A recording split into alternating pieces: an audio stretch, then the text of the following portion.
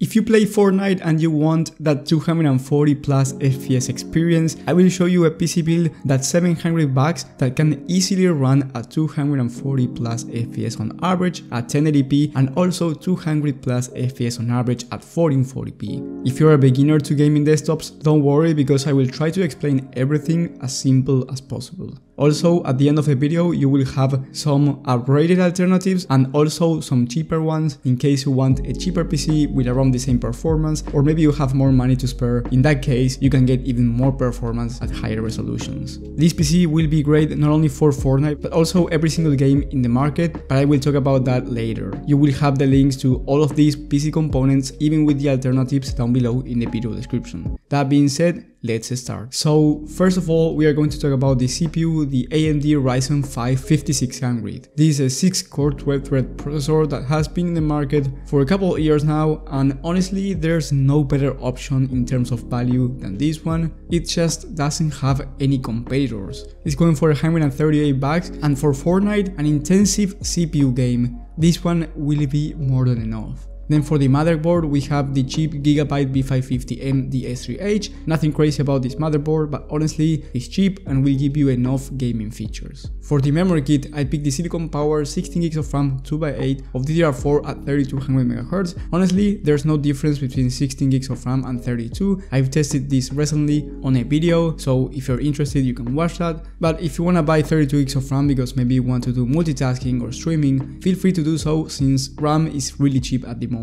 Another thing that is really cheap at the moment is the storage. I picked the MSI M450 500GB of M.2 SSD of Gen 4 SSD, by the way. This is really fast and it's only going for $20. Honestly, this is a steal. One thing you can do is upgrade into 1TB if you feel like you want to buy a bunch of games. However, if you're just going to play Fortnite and let's say other esports titles, you definitely don't need anything more than 500GB, and it's also a nice point to get you started. Then for the graphics card and the most important part on a gaming system, we have the Radeon RX 6650 XT. Now, Fortnite used to have issues with AMD GPUs, but that is fixed now, so there will be no issues with this GPU in performance mode.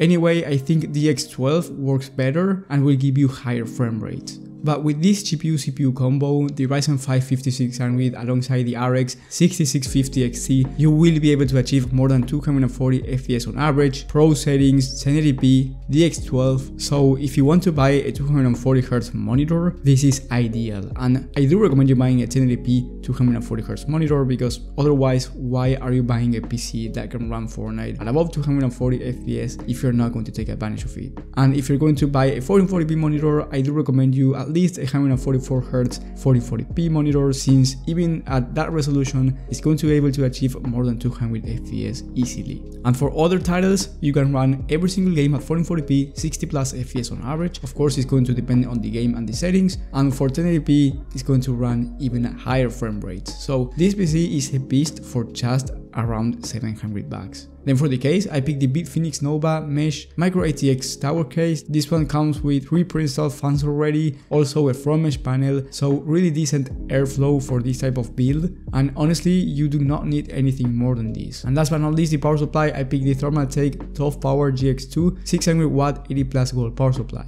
Now 600 watts are not needed for this system, it's a bit of an overkill, but it's also nice to have in case you want to upgrade the system over time. This is a C-tier rated power supply, meaning that it's good enough quality for this type of components. So if you got lost, basically this is a $700 PC that will run Fortnite at above 240 FPS in competitive settings and at 1440p more than 200 FPS. This is basically what the title says, but it's just the reality of it. So if you don't know anything about components, that's what you can expect out of this system. And honestly, the price is excellent for the amount of performance that you get. However, let's say you have less money than this and you want a really similar performance. In that case, I recommend you downgrading the power supply to the EVGA 550 watt 80 plus bronze power supply. This one is once again C-tier rated and it's going for $55. This will not have any impact on your FPS. However, I also recommend you downgrading the CPU to the Ryzen 5 5500, and this will have a small impact on your FPS. It's not going to be huge, you will be able to still average above 240 FPS. However, if you can afford the 5600, it's going to be better because not only you get better performance performance, but also if you want a better GPU down the line, it's more likely that the 5600 is not going to bottleneck it and the 5500 probably will. So keep that in mind, but the total price for this system is $630 and you are getting really similar performance. So if you're looking for a cheaper option, these are the downgrades to make.